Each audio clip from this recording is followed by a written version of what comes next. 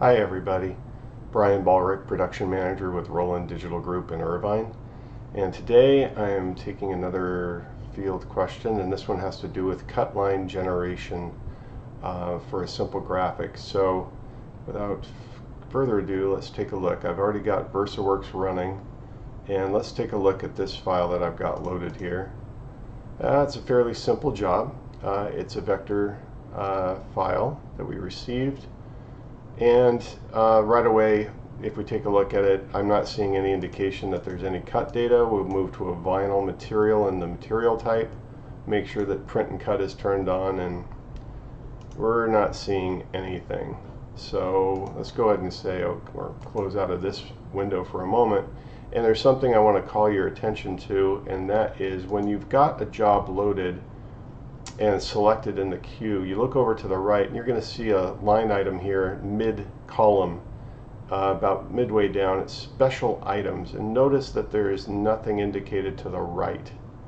That tells me that the RIP has not picked up on any spot color designation that's reserved for things like cutting, perf cut, spot color generation, things like gloss ink, primer, white ink. So nothing is showing up. This job has got none of those. So that actually is the quickest verification to see that the RIP doesn't see any of those. So, okay, we've got a small issue. We need cut data for this job, so what can we do? Well, since what we're trying to achieve is what I call a cloud cut, so we want to make this a decal, very simply peel and stick. So a single peel. So not multiple items, just all bound together with a cloud.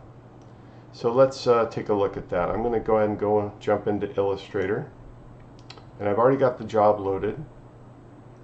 So as you can see here, it's made up of quite a few different items. You've got these large graphics and then a smaller logo to the right.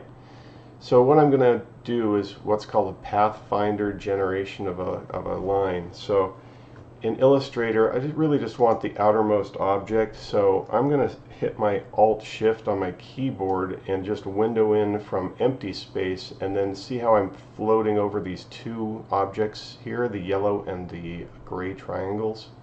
So I'm just going to let go with both of those hovered on, and notice that it's picked up those two objects complete. It's not gotten just the line segment, it's got the entire object, and they're both selected. Now a nice thing here is I'm going to do the same thing. I'm just going to hold down the Alt and the Shift, and then I'm going to create a new window on the logo. Let go, and now you'll see that what's been selected is the three key items that I want to select. So those are all selected complete. I'm going to go up to Object, Path, and Offset Path. Right away, I've got some selections here that have already been preset. Your screen may not look like this. Your outline may be really close to the original. Just really quick, I'm going to turn off the preview so it's not going to show me what it's generating. And we'll start just by talking a little bit about the offset. Very simply, that's the distance. How far from the original object would you like your new line to be created? And then the joins is selected as round. You can do a miter or a bevel. So really simply, they're all quite different. Let me go ahead and turn this preview back on, and I'll just go through them real quick.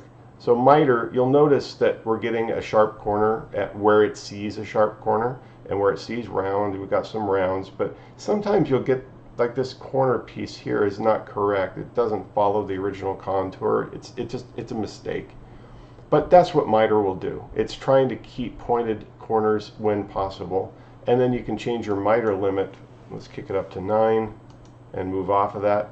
And you might see a change here. Let's move it up to 15. As I'm changing these numbers, you're going to see this miter point jump further out where it needs it. Again, it's just a control of the points to be able to get them tighter or wider. I'm not going to use miter. I'm actually more interested in what's called round. So sure enough, it's disregarding those points, or better yet, it's basically creating a roundness where there was a point. And then you can change that miter limit again, and we can make those round corners a little tighter or a little looser.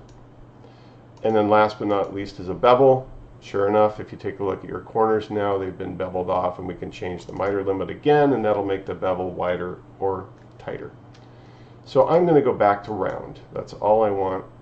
And you'll notice right away that what's really happening is it's not deleting anything, it's just creating a new layer, or not a new layer, but a new object around the original. That's fine, that's all it can do. It's not going to automatically weld everything, so we'll get into that in a second. But I'm just going to select OK.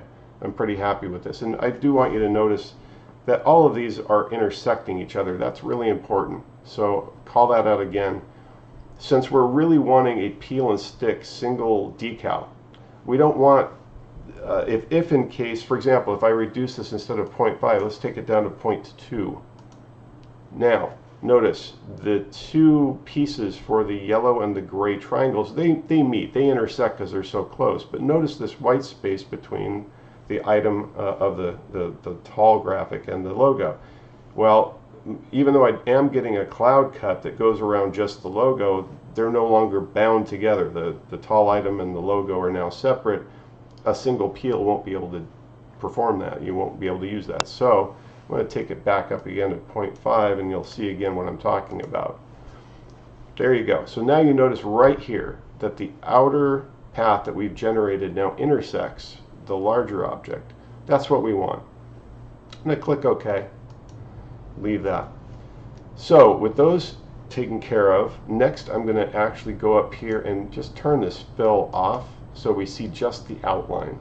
Again, all I did was go up to the color palette, go to the fill, and then click the red bar, which is, if you hover over it, you see it says none. So that's all. I've taken the new generation of path. Right away, by default, it fills it with whatever it sees that the original was filled with. Well, that's kind of confusing for what we're trying to create, which is a separate cut path. So you go up to the fill, color, turn it off. Now we see these nice lines. We're getting there. Next step. Lines look good. Distance is where I want it.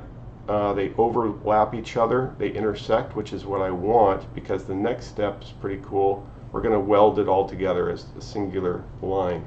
So to do that, we're going to go to Window, then down to Pathfinder, and then you'll see these different shape modes.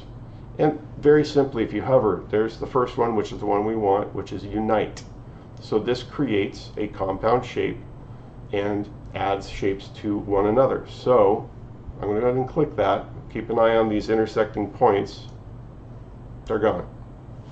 So really neat ability. What I just showed you is a key element for what I do in my workflow. Whenever I get graphics requiring the addition of a cut and I have control and I want to be able to create them myself, you just basically saw the most common way that I handle that.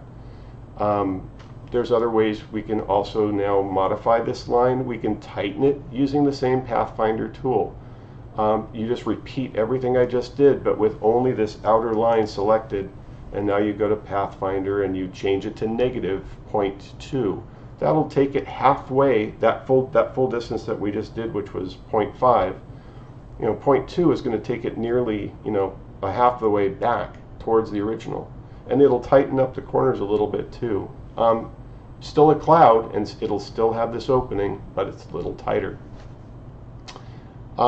Let's go ahead and make sure now that I'm going to make this a cut line. So we've talked about this in another tutorial, but I'll just do it again really quick. We've got the line selected. I'm going to click over onto the color palette on the side, click on the stroke. I'm going to give the stroke, I'm going to just pick a random color. I'm going to go with a light green. It doesn't matter what the color is. I'm then going to go 2 down from where I am below the color palette tool and hover, and you'll see swatches shows up. So that's what I want. Go to swatches. You'll see that green line shows up. Now when I click on the 3-bar icon in the far upper right of that toolbox, we go to new swatch, and now you'll see the RGB values come up by default. Very simply, I'm going to go into that box and I'm going to type capital C UT and then capital CONTOUR. Cut contour, all one word, 2 capital C's. and then change it from color type, which is the flyout just below. We're going to change that to spot color, and we're going to select OK when we're done. That's it. You've just created a new swatch. It's in the palette box here, and if you hover, it's cut contour. And I'm going to go back up to the color palette just to verify. Sure enough, it's picked up. It's a spot color. The name appears right here, cut contour, and we're done. So now I'm going to say File, Save As, and that's where my files go, and I'm going to call this the same file, Cut, at the end. Save. So now I'm going to I'm getting the options for PDF. So I'll just say Save PDF. The one I've created is a no compression, no profile. I've made it so that whenever I save a PDF with this as the default, it doesn't compress and it doesn't include a profile. So I save PDF from here. It's done. Minimize that. I'm going to come back into my RIP. I'm going to find my file on the desktop under Files. And we'll just do Date Modified, and there it is. The very first one at the top is the most recent. Close that back out. And here we are. Now, notice something different. I'm going to go right back above the one before. That was the first time we tried it, and notice Special Items is empty.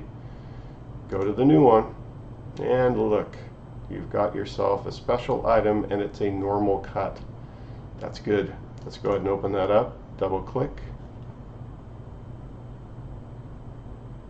And there it is.